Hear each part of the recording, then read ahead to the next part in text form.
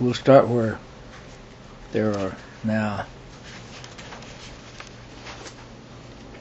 7 of us in one cell in a jail, in the Luftwaffe jail, at a base not too far from where we were shot down.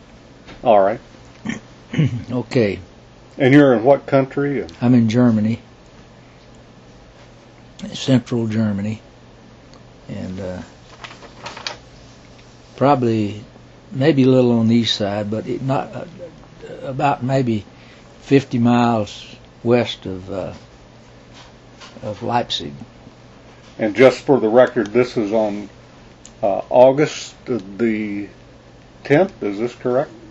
Or we got shot down on the 29th. We spent July 29th. Yeah, July the 29th. Starting on the 30th, we were in this jail 8 days. My pilot and co-pilot and a fighter pilot, fighter pilot, were in the jail at the Luftwaffe base for 8 days, starting July 30th. July 30th. And this was a jail operated by the Luftwaffe. Yeah. It was not a civilian jail. It wasn't a civilian jail, no. Okay. Well, during those 8 days, why did they have you there 8 days, and what happened during those 8 days? I'm not sure why we were there that long, except that maybe it was because they were. I got word from one of the airmen who joined us in the cell a day or two after we got there that there were as many as 40 bombers shot down that day. Out of how many? Oh, probably out of 1,000, close to 800 or 1,000 bombers. Okay. But anyway, they came there. I think there were, must have been 4 of them, joined us, brought it up to 7 of us in there. And they were all from one other bomber crew. And part of their crew had gotten hurt bad enough that they were in hospitals. The pilot being one of them, and I don't know who else.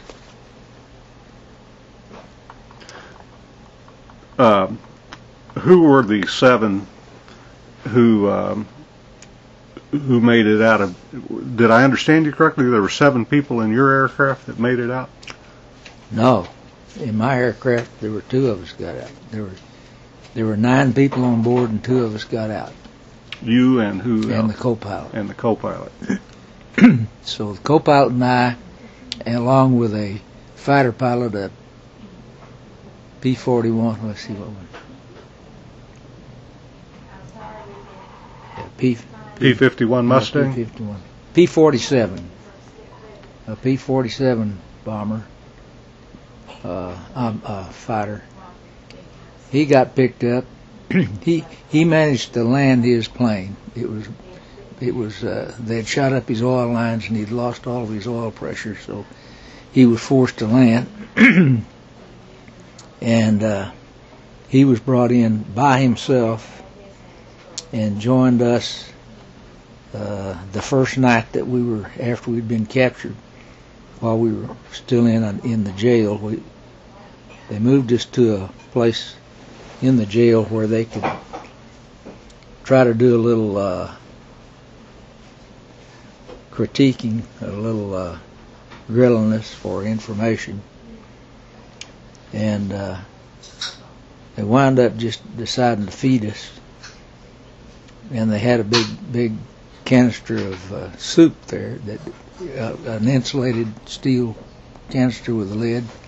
And the soup was still nice and warm. It'd probably been prepared for lunch or something, maybe early in the morning. But we got there, and they brought it out for us and gave us each a bowl and a spoon and the dipper.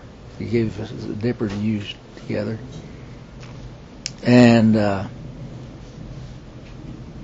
I don't remember which one of us went up there first, but I think I did. Went up there with my bowl and got the dipper and dipped me up a bowl of soup. And I saw those flies floating around on top of it, but I just kind of pushed them back out of the way and got my soup. Well, the other three guys, the other two guys, came up and looked into it and saw the flies floating around. They decided they weren't hungry for soup. So I sat over there in the corner and drank my soup, and they didn't get anything that night. Well, here you were, a 21-year-old. By this time, I was 21 years old. Yeah. You're in a military, so to speak, jail. Yeah. In a combatant country, and you survived an airplane being shot out of the sky, one of the two lucky ones. And at this point, what were your main concerns? Oh, our main concerns were more or less, where are they going to take us, and what are they going to do to us on the way to getting there? Did you have any reason to fear for how they were going to treat you? Had you seen other people treated badly or heard of other people being treated? No, we really hadn't. We had heard that if we evaded, if we didn't get caught, slipped around, and they didn't catch us for a while, that we could be charged with espionage or sabotage or something. But that wasn't the case with us, so we weren't going to get any real bad treatment, we thought. But the interrogations might be pretty rough, but probably no physical harm would come to us. Well, how did it turn out? It turned out just like we hoped that it would. We all stuck it out with name, rank, and serial number, not giving them. They had all kinds of questions to ask about what group are you in, and trying to lull us into thinking it wouldn't matter if we told them such innocent things as that. And we just stuck with the word, name, rank, and serial number. And they would get upset at us, or they'd make believe they were upset with us. I don't know which, but they put on a pretty good show for us. But they did that at the Luftwaffe jail. They took us in and interrogated us a while. But they didn't get rough, never did get rough. And we all just stood our ground and went back into the cell. And anyway, at the end of 8 days, they got us ready to go catch a train at night, and they sent a guard with us, of course. And I can't remember exactly, but I think that by that time, the other 7 people that were being held at that jail were put with us, and we all went to a waiting station. Some benches that were out along around a railroad station that was nearby. This was a civilian railroad station? Civilian railroad station. There were the 7 of us out of the cell, out of our cell, and then there were 7 out of another cell or some other part of the jail. And we all boarded the train together and traveled to Frankfurt. A little aside, while we were there waiting on the train, it was probably an hour, some French forced labor people came up, and they wanted us to sing the Star-Spangled Banner together.